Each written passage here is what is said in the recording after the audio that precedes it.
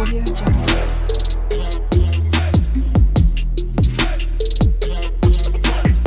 Audio Jungle. Hello friend, welcome back to my channel. তোমরা সবাই কেমন আছো? আশা করি ভালোই আছো। তো দেখো, আবার একটা নতুন রেসিপি নিয়ে চলে আসছি, হিঁচড়ের রেসিপি। তো তোমরা হয়তো দেখে ভাবছো হিঁচড়টা এরকম কেন কাটা। তো আমি অর্ধেকটা কেটে রান্না করেছিলাম, তো অর্ধেকটা আছে, এই যে দেখো।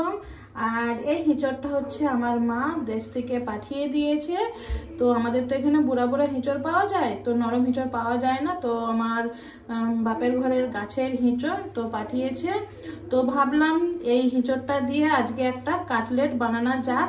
তো এটাই আমি কাটলেট বানাবো। তো চলো, এটা আমি আগে হিঁচড়টা, এই যে দেখো আমি কিন্তু হিঁচড়টা কেটে নিয়েছি। আর এই যে হিঁচড়গুলো একটু বড় বড় সাইজেরই রেখেছি, আর আলুগুলো এই যে বড় বড় সাইজে রেখেছি। আর এতে নুন আর হলুদ দিয়ে দিয়েছি। আর এটাতে আমি দুটো সিটি মারবো, দুটো সিটি মারলেই গলে যাবে, যেহেতু কুকারে সিদ্ধ করছি তাই আমি বড় বড় করেই এগুলো রাখলাম। আর দুটো সিটিতেই আমার সিদ্ধ হয়ে যাবে। এখানে দেখো কিছু আমি শুকনা মশলা ভাজবো, তো শুকনাতেই। আর এখানে আমি নিয়েছি শুকনা লঙ্কা, বড় এলাচ, ছোট এলাচ, লং, দারচিনি, জিরে, গোলমরিচ আর গোটা ধনে। তো এইটাকে আমি ভেজে নেব। তো এইটা হচ্ছে ভাজা হয়ে গেছে, একটা মিক্সির গ্লাসে ঢেলে নেবো। আর ঠান্ডা হয়ে গেলে এটা গুঁড়িয়ে নেব। এবারে আমি এখানে একটা মশলা তৈরি করে নেব। তো তার জন্য দেখো তেল দিয়ে দিয়েছি, আর তেলের উপরে পেঁয়াজ দিয়ে দিচ্ছি। পেঁয়াজটা আমি 2 মিনিট ভেজে নেব, বেশি ভাজবো না, জাস্ট হালকা ভাজা হবে। পেঁয়াজটা কিন্তু হালকা আমার ভাজা হয়ে গেছে। আর এখানে আমি নিয়েছি কাঁচা লঙ্কা আর রসুন কিরকম থেতা করেছি, আর আদাটাকেও থেতা করেছি। তো এগুলো সব দিয়ে দেব। এবারে দেখো এটা মিক্স করে নেব, আর 1 মিনিটের মতন ভেজে নেব এটা আমি। দেখো আমার 1 মিনিটের মতন ভাজা হয়ে গেছে। আর এখানে আমি দিয়েছি লঙ্কার গুঁড়ো, হলুদ গুঁড়ো আর নুন। আর নুনটা আমি পরিমাণ মতো নিয়েছি, এখানে 2 চামচের মতো নুনটা নিয়েছি। একবারে নুনটা দিয়ে দিয়েছি, আর পরে দেবো না। তো এটাও আমি মিক্স করে নেব। আর এটা 1 মিনিট মিক্স করলেই আমার এইটার মশলাটা পুরোটাই কমপ্লিট হয়ে যাবে। আর এখানে পুরোটাই আমি গ্যাসটা কমিয়েই করছি। এই যে দেখো আমার হয়ে গেছে, পুরো মশলাটাই রেডি, কমপ্লিট হয়ে গেছে। আর পেঁয়াজগুলো এরকম দেখো গোটা গোটাই রেখেছি, কি বলতো মুখে পড়লে ভালো লাগবে খেতে, তো তাই এরকম করে রেখেছি। তো এটা আমার কমপ্লিট হয়ে গেছে, এটা ঠান্ডা করতে দেবো।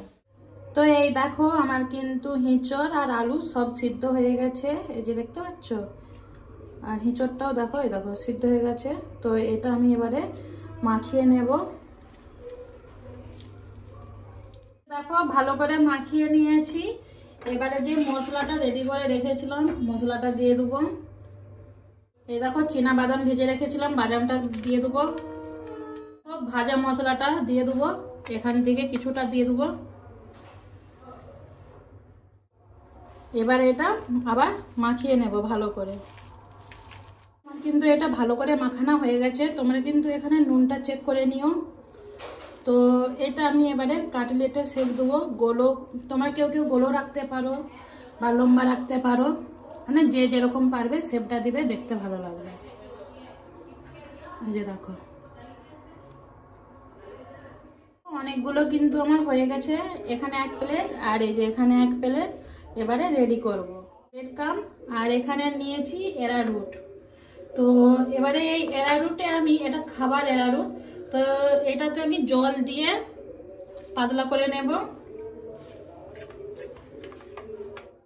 এই যে এখানে একটা নিয়ে নিয়েছি। আগে আমি শুকনা ব্রেড কাম্পে এই যে এরকম শুকনা করে নিয়ে নেব, তাহলে ডবল ডবল করে নিলে কি হয়, ভালো লাগে খেতে, আর ভাজাটাও ভালো হয় আর ক্রিস্পি হয়। তো এবার দিয়ে দিলাম।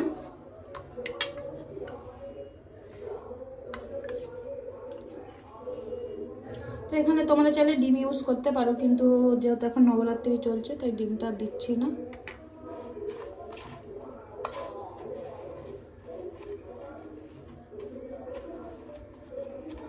তো হয়ে গেল। আর এরকম করেই বাকি সবগুলো রেডি করে নেব।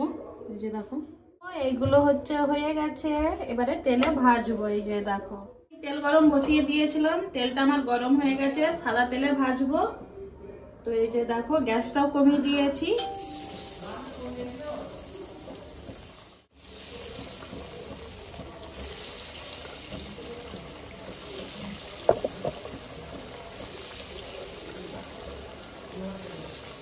এক পিঠটা হালকা হয়ে গেছে, তো এবারে উল্টিয়ে দেব। দেখো আস্তে আস্তে করে উল্টাবো। কাটলেট গুলো ভাজা হয়ে গেছে, এই যে দেখো দুপাশেই ভালো করে ভেজে নিয়েছি।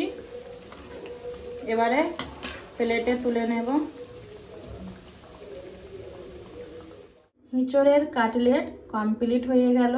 আর মাঝখানে দেখো সস দিয়ে দিয়েছি একটা বাটিতে। তো সসের সাথে তো মজা এসে যাবে গরম গরম কাটলেট। তো তোমরা কে কে হিঁচড় পছন্দ করো, কাটলেট পছন্দ করো, কমেন্ট করে জানিও। তো আমার রেসিপি যদি তোমাদের সবাইকে ভালো লেগে থাকে একটা লাইক কমেন্ট শেয়ার করে দিও। আর যারা আমার পুরনো বন্ধু এখনো চ্যানেলটা সাবস্ক্রাইব করোনি, তো চ্যানেলটা সাবস্ক্রাইব করে দিও। নতুন আর পুরনো বন্ধু সবাইকে অনেক অনেক ভালোবাসা আমার তরফ থেকে। তো চলো আবার দেখা হবে কোনো একটা রেসিপি বা ভিডিওর সাথে।